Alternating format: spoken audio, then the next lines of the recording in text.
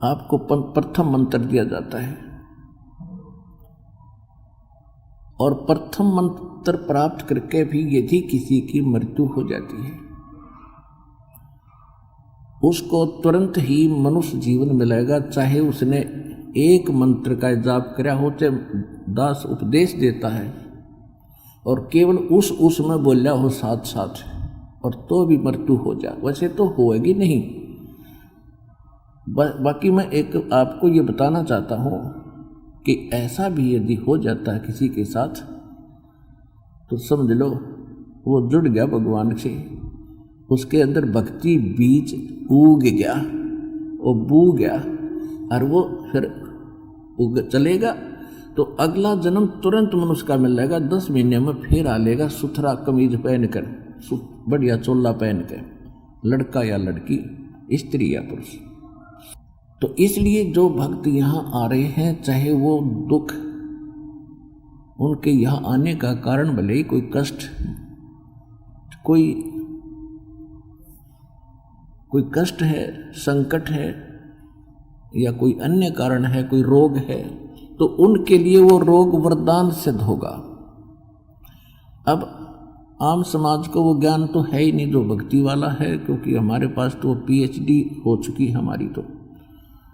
और दास जो विधान बताता है वो परमात्मा का है, परमात्मा ने बताया है, इसमें अंतर नहीं होगा।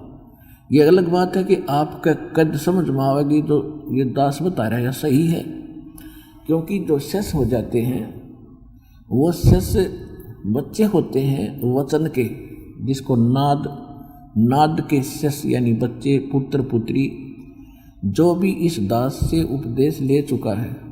तो जिन्होंने इस दास से दीक्षा ले ली, वो इस दास के वचन के पुत्र पुत्री होगी। और उनकी आयु कैसी है? अब यहाँ पर कोई तो 10 वर्ष से दीक्षा लिए हुए है, कोई 15 वर्ष से, कोई 20 वर्ष से, क्योंकि सन 1994 से दास ये दीक्षा देने लगा था, जिसको लगभग 19 वर्ष हो चुके हैं, 20 मार्च शुरू हो गया। जो पुराने भक्त हैं, जो यानी 20 वर्ष के, 18 के, 15 के, 10 वर्ष से दीक्षित हैं, तो वो तो फाइनल हो चुके हैं। वो तो दास जो बोलता है सारी सत्य है, वो सारा सत्य स्वीकार करते हैं, उनको तो नो डाउट रहा, खत्म हो गई उनकी शंकाएं। अब रही बात कि कोई 2 वर्ष से दीक्षित है, कोई 4 वर्ष से, कोई 6 महीने से, कोई महीने 20 दिन का, किसी ने आज ही जन्म लिया है। यानी जिस दिन आपको ये सत मंत्र मिलते हैं, पूरे गुरु से दीक्षा मिलती है, उस दिन आपके ये मानव जीवन का जन्म माना जाता है।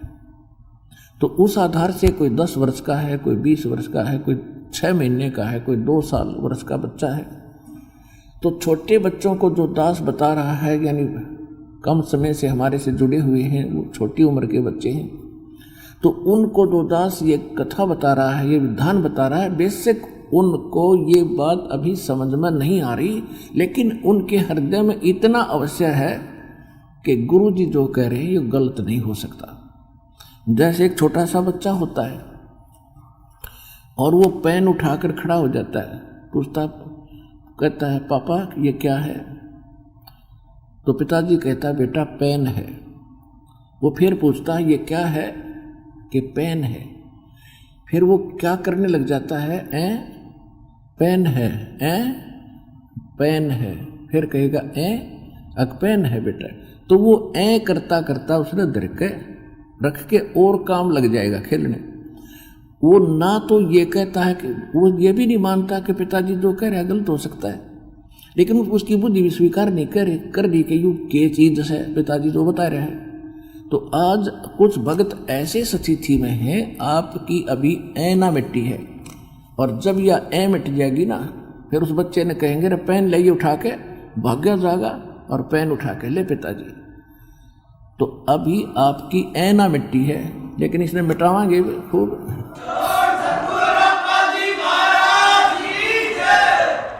तो देखो पुण्यात्माओं, ये सतलोक आश्रम बरवाला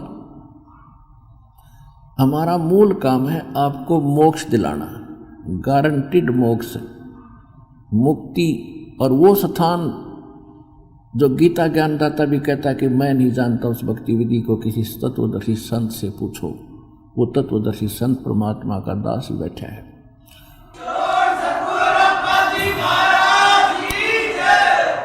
कौन सा? श्रीमद् भगवद गीता अध्याय नंबर 18 के श्लोक नंबर 62 में कहा कि अर्जुन तू सर्व भाव से उस परमेश्वर की शरण में जा, यानी मेरी भक्ति भी छोड़ छाड़ दे।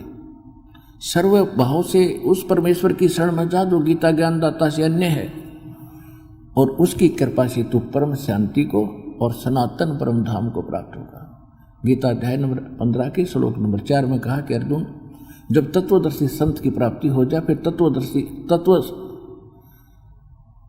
उस तत्व ज्ञान रूपी शस्त्र के द्वारा संज्ञान न काट के उसके पश्चात परमेश्वर के उस परम पद की खोज करनी चाहिए, जहां जाने के बाद साधक फिर लौटकर कभी संसार में नहीं आते। और जिस परमेश्वर ने सब ब्रह्मांडों की रचना की है और केवल उसी की भक्ति कर और उसी की शरण में रहे, तो वो कौन है? वो आपको बता दिया। अंत कोट ब्रह्मांड का एक रत्ती निभार सतगुरु पुरुष कबीर है, सब के सृजनहार। और कौन वो कबीर? हम सुल्तानी नानक तारे दादू को उपदेश दिया, अर्जात दुल्हा भेद निभाओ, काशी माए कबीर वो धानक वो दुल्हा, वो है वो सारी सृष्टि रचनार। अब वो स्थान मिल जाएगा आपको इस सतलोक आश्रम परवाला में। तो हमारा जो मूल उद्देश्य है, या कोई आओ चाहे मत आओ, हमारा उद्देश्य है आपको काल के जाल से छुटवा के फॉर एवर सुखी करना, सदा के लिए सुखी करना। और आप आते हो यहाँ केवल कोई रोग है, हे भगवान रोग दूर हो जाए, किसी को कोई अन्य टेंशन है, कोई अधूरा काम रह रहा है, किसी की बेटी का विवाह नहीं हो रहा है, किसी का काम नहीं चल रहा है, आप तो केवल ये मांगने आते हो। और ये तो हम आपको रूंगे में देंगे, रूंगे में, यानी फ्री ऑफ कॉस्ट।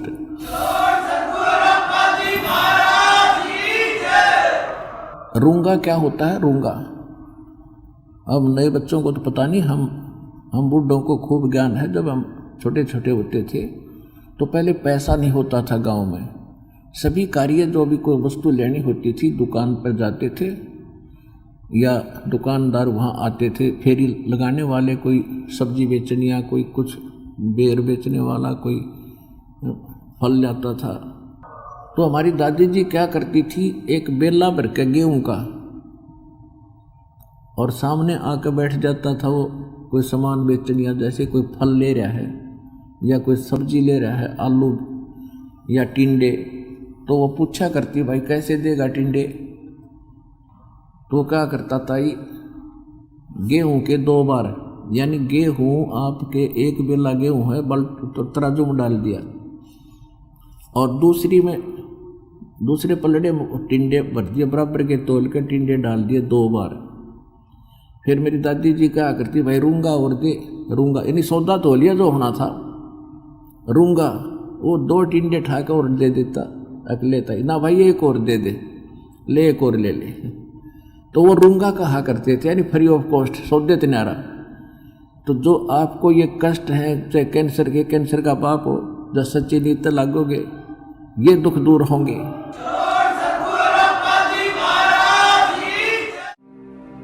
और अधिक जानकारी वसंत रामपाल जी महाराज जी से निःशुल्क नाम दीक्षा प्राप्त करने के लिए संपर्क करें।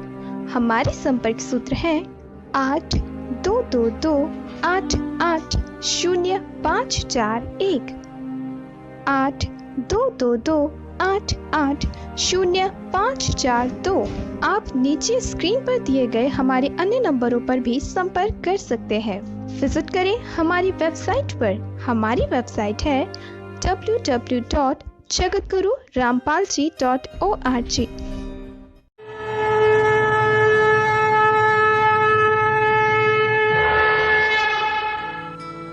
इस वीडियो के बारे में अपनी राय नीचे कमेंट सेक्शन में हमें बताएं और अपने दोस्तों के साथ ये वीडियो शेयर करना ना भूलें।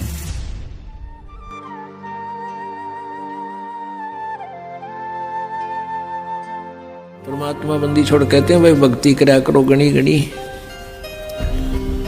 और ये समय ये दाव फेर नहीं लगेगा।